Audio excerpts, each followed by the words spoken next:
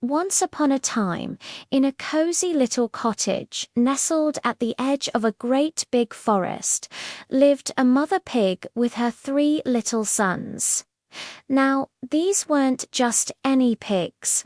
They were growing up fast, getting bigger and stronger every single day. One sunny morning, Mother Pig gathered them all together. She looked at them with love and a little bit of sadness in her eyes and said, "My dears, it's time. You are all grown up now, and it's time for you to go out into the world and build your own homes, to seek your own fortunes." The 3 little pigs were a mix of excited and nervous. They gave their mother a big hug, promised to write, and set off on their grand adventure. The first little pig was a cheerful and somewhat lazy fellow. He loved to play and sing and dance more than anything else. As he trotted down the road, he hadn't gone very far when he met a man carrying a bundle of straw. Perfect, he thought. That looks easy enough. He asked the man, "Please, sir, could I have some of that straw to build myself a house?" The man was friendly and gave him a big armful. The first little pig was thrilled. In just a few hours, he had whipped up a little house made entirely of straw. It wasn't very strong, but he didn't care. "Now I have the rest of the day to play." He squealed with delight, and he danced a happy jig right in front of his new home. The second little pig was a bit more practical than his brother, but still not a fan of hard work. He walked a little further down the road and soon came across a man with a cart full of sticks. He pondered. Sticks are definitely stronger than straw, and it shouldn't take too long to build a house with them, so he politely asked the man, "Excuse me, kind sir, may I have some of those sticks to build my house?" The man agreed and gave him a large pile of sticks. The second little pig got to work. It took him most of the afternoon, and he had to work a little harder than he wanted, but soon he had a neat little house made of sticks. He was quite proud of himself and thought, "There, that's sturdy enough. Now I can go find my brother and play." Now, the third little pig was different. He was thoughtful, patient, and understood that anything worth doing is worth doing well. He walked much farther than his brothers, thinking carefully about what kind of house he should build. Finally, he met a man with a wagon loaded high with strong red bricks. The third little pig's eyes lit up. "This is it," he said to himself.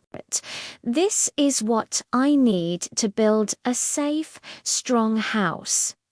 He went up to the man and asked, "Sir, would you be willing to sell me some of those bricks so I can build a proper house?"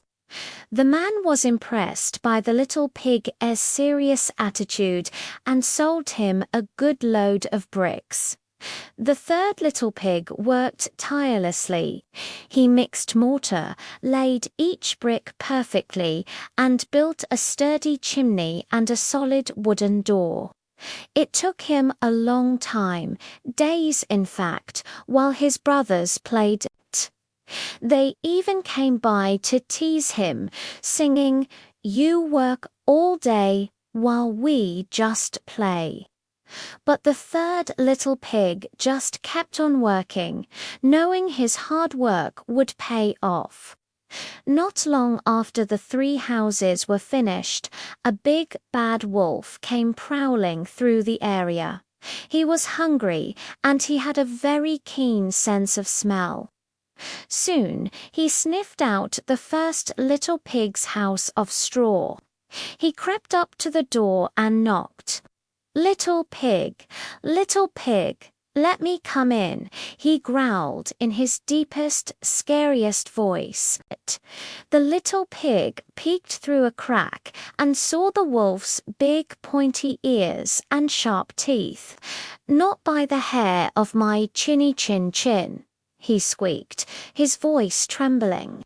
"Then I'll huff, and I'll puff, and I'll blow your house in," roared the wolf, and he huffed, and he puffed, and with one mighty breath, the straw house collapsed into a messy pile. The first little pig squealed in terror and ran as fast as his little legs could carry him, all the way to his brother's house of sticks. The first little pig burst through the door of the stick house, panting and terrified. "The wolf! The wolf! He blew my house down!" he cried. The second little pig quickly barred the door just as the big bad wolf arrived. The wolf knocked on the wooden door. Little pigs, let me come in," he snarled. The two brothers huddled together, shaking. "Not by the hair of our chinny chin chins," they shouted, trying to sound brave. "Then I'll huff, and I'll puff, and I'll blow your house in," the wolf thundered.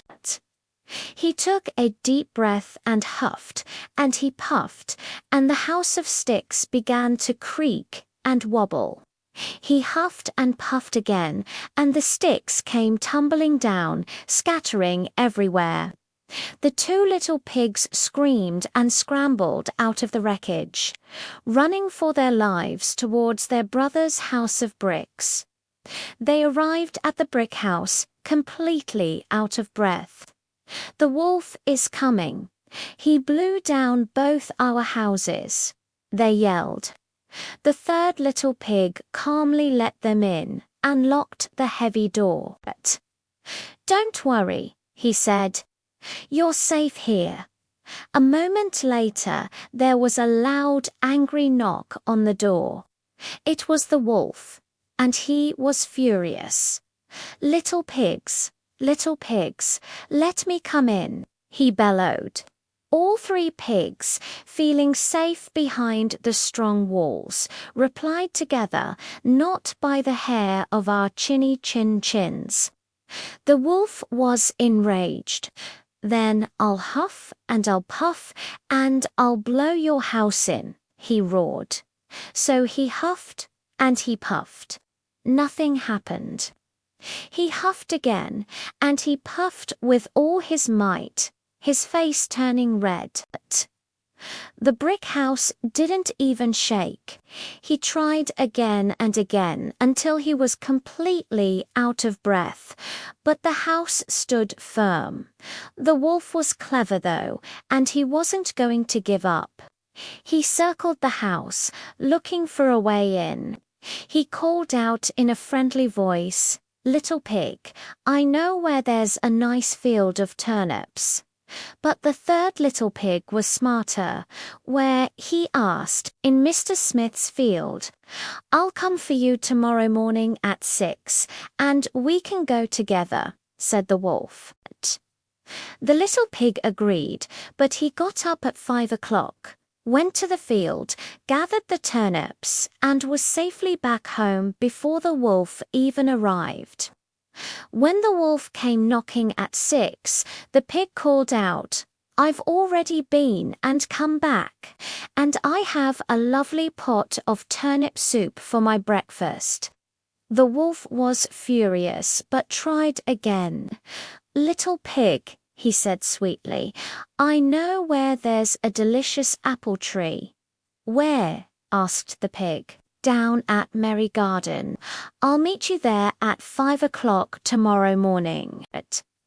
The next day, the pig got up at 4, hoping to be back before the wolf came, but this time the wolf was early too. Just as the little pig was up in the apple tree, he saw the wolf coming. "Oh dear," said the pig. He thought fast. "These apples are so juicy and delicious. Would you like one?" he called down. He then threw an apple as far as he could. While the wolf was chasing after it, the little pig scrambled down the tree and ran home. The wolf had had enough. He was seething with rage. He climbed onto the roof of the brick house, determined to go down the chimney. But the third little pig heard him scrambling up there.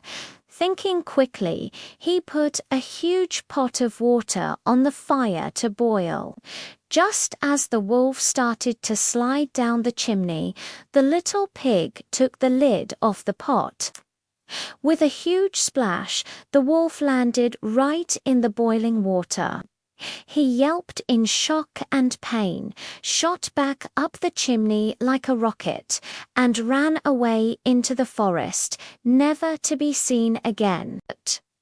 From that day on, the three little pigs lived together in the strong brick house. The first two pigs had learned a valuable lesson about the importance of hard work and planning ahead. They helped their brother tend the garden and keep the house tidy, and they never again made fun of him for being so careful. They lived happily and safely ever after, all thanks to the little pig who took the time to build his house with bricks.